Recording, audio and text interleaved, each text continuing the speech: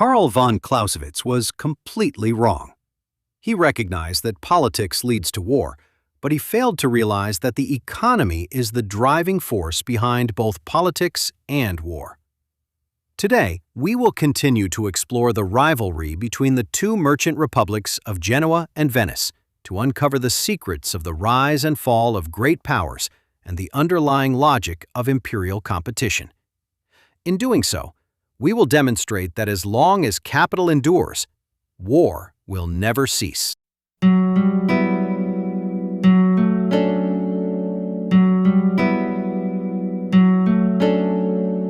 As early as the 1110s, Pope Paschal II requested that the Republic of Pisa and the Republic of Genoa organize a crusade in the Western Mediterranean. The expedition was highly successful, liberating the Balearic Islands, located off the eastern coast of the Iberian Peninsula, from Muslim control. In gratitude, the Pope granted numerous privileges to both republics. The Archbishop of Pisa was granted sovereignty over Sardinia as well as Corsica.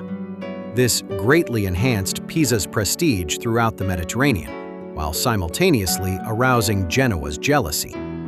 Consequently, the two merchant republics engaged in the First War between Pisa and Genoa from 1066 to 1079, with neither side managing to achieve a decisive victory. Under the mediation of the Pope, the two merchant republics agreed to a ceasefire.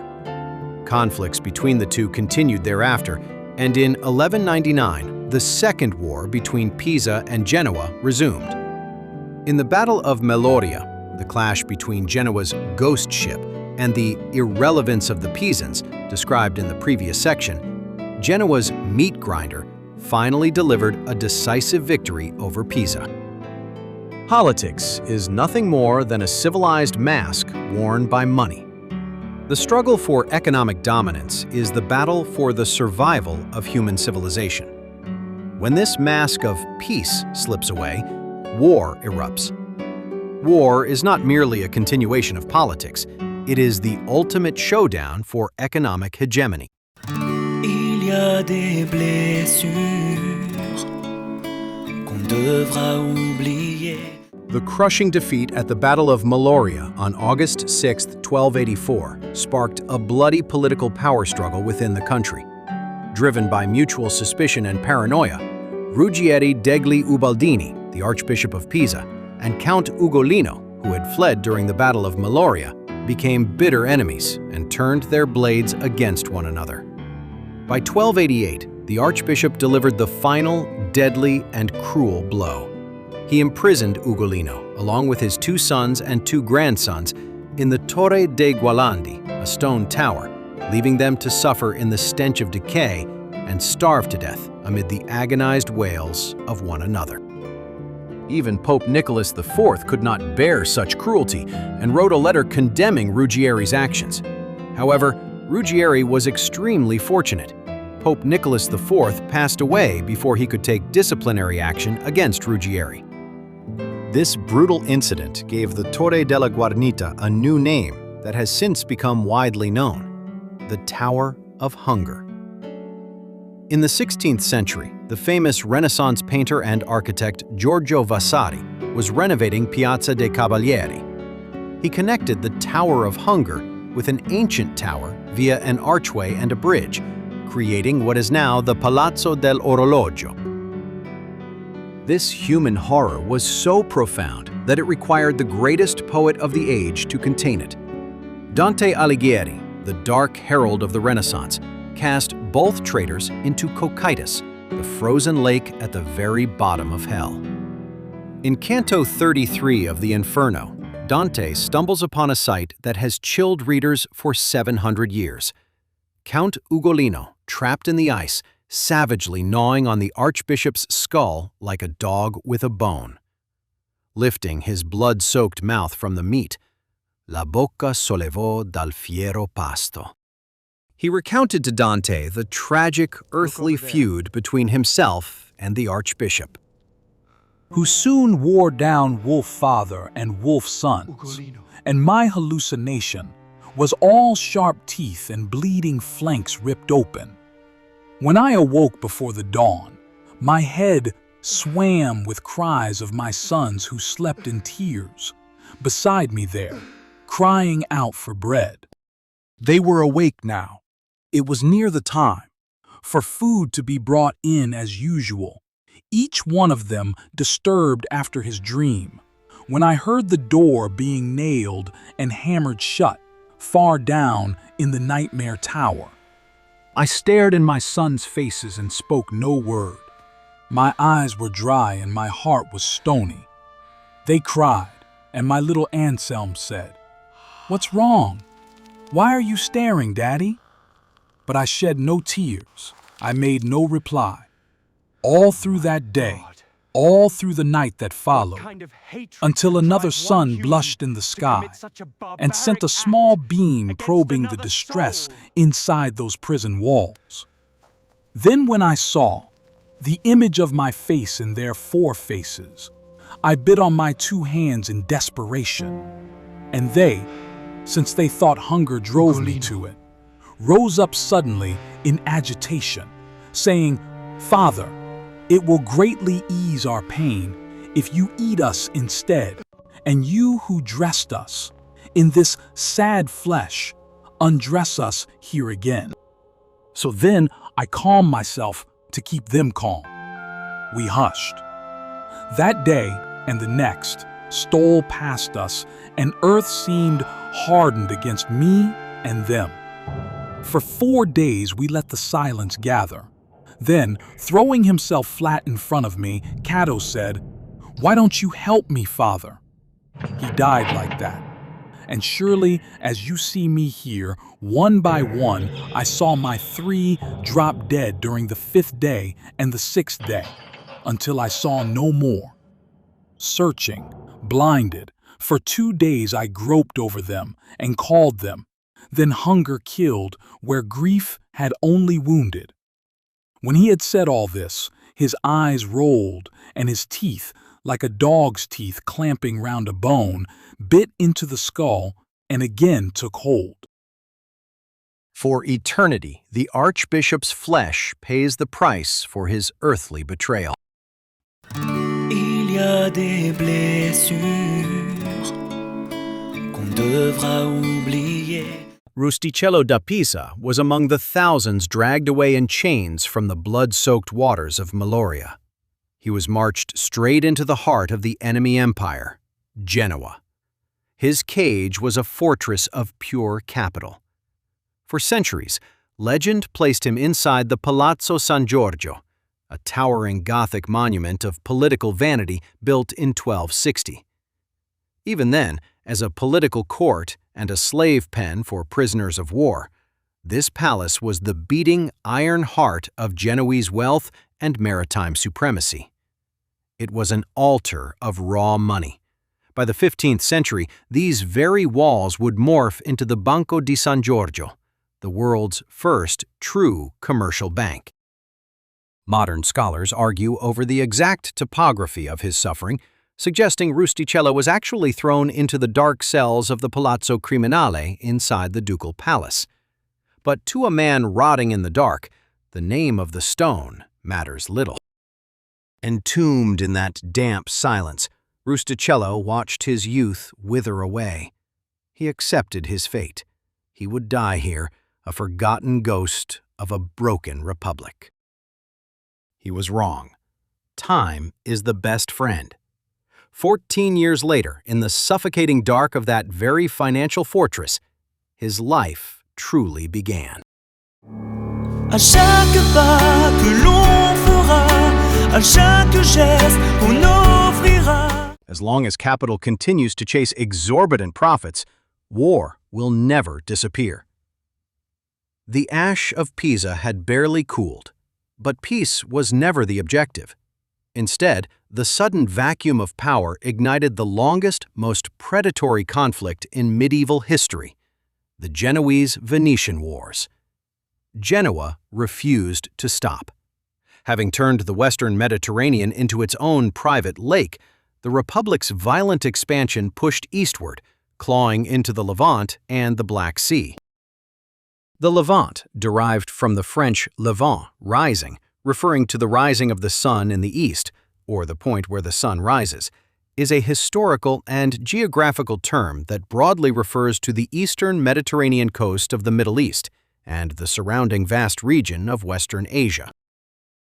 Genoa's rapid expansion extended beyond its traditional imperial borders.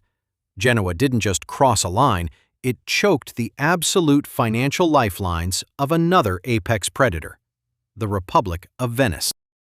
This led to a major Mediterranean showdown between the two powers that lasted 125 years. What followed was a 125-year Titan showdown. For over a century, these two financial giants locked horns in 4 catastrophic, unmitigated naval crusades. The War of St. Sabas, the War of Curzola, the War of the Straits, and the War of Chioggia. They weren't fighting for justice, gods, or glory. They were fighting for trade routes, shipping lanes, and the absolute monopoly of wealth. By 1294, the Second Corporate War erupted, and in 1298, 14 years to the day after Pisa was broken at Meloria, the tectonic plates of capital collided, setting the waters of Curzola ablaze. 3 years earlier, in 1295, a ghost walked into Venice. Marco Polo had finally returned from his epic 24-year odyssey into the heart of the Orient. But there was no time to enjoy his legendary wealth. As the drums of war with Genoa thundered, Polo chose to gamble his newly won fortune on the survival of his motherland. He didn't just donate money, he became a warlord. Out of his own pocket, he financed, built, and weaponized a massive war galley, packing its decks with lethal, heavy catapults. When the call came in 1298, Polo climbed aboard his floating fortress, took the command, and sailed straight into the screaming apocalypse of the Battle of Curzola. At the absolute peak of its maritime arrogance, Genoa unleashed a monstrous armada of nearly 95 war galleys. They sailed straight into the Adriatic Sea, a body of water Venice claimed as its sacrosanct private lake. It wasn't a maneuver. It was an act of raw geopolitical vandalism. On September 9, 1298, the two maritime titans collided in a definitive showdown. The Venetian commander, Andrea Dandolo, made a fatal error, allowing his lines to be trapped downwind. His rival, the ruthless Genoese admiral Doria, caught the wind. And then he repeated history's favorite tactical ghost play, hiding 15 reserve galleys just beyond the smoke of the horizon. The trap sprung with catastrophic force. Driven by the wind, the Genoese ships slammed into the Venetian vanguard. Desperate to slice through the enemy, Dandolo ordered a frantic blind charge. It was a tactical suicide. Packed too tightly together and blinded by the spray, dozens of Venetian galleys miscalculated the currents, shuddered, and ran aground on the treacherous shoals. In a heartbeat, the pride of Venice became helpless sitting ducks, torn apart by heavy Genoese crossbows and savage boarding axes. The sea turned into a frothing cauldron of flesh and splintered oak. In the absolute frenzy of the melee, Doria's own son was cut down on a blood-slicked deck. As his men wept over the boy's corpse, the admiral's eyes remained dry, his heart frozen in iron. He barked a command that would echo through history as the coldest decree of the sea. Cast my son into the deep. What finer, nobler tomb could we ever give him than this? The admiral's blood froze his men into killers. For hours, the human butcher shop raged under the blinding sun. Shields splintered, iron bit into bone, and both fleets fought until their arms grew numb and their lungs burned with smoke. Then, at the precise moment of absolute exhaustion, Doria unlocked his cage. The 15 hidden galleys caught the roaring wind. Like a pack of fresh wolves, they slammed straight into Venice's bleeding, mutilated flank. The Venetian spine snapped. The battle was over. the execution began. Genoa bought an empire for a handful of coins. For Venice, the bill was apocalyptic. 18 floating fortresses sent to the bottom of the sea, 66 galleys seized, and 9,000 men butchered in the waves. Another 5,000, including Marco Polo, were bound in cold iron and dragged into the abyss of captivity. But for the Venetian supreme commander, Andrea Dandolo, the chains were a fate worse than hell. Driven mad by the sheer crushing weight of his shame, Dandolo refused to enter Genoa a caged animal. Some say he locked his jaws and starved himself to death in the damp dark.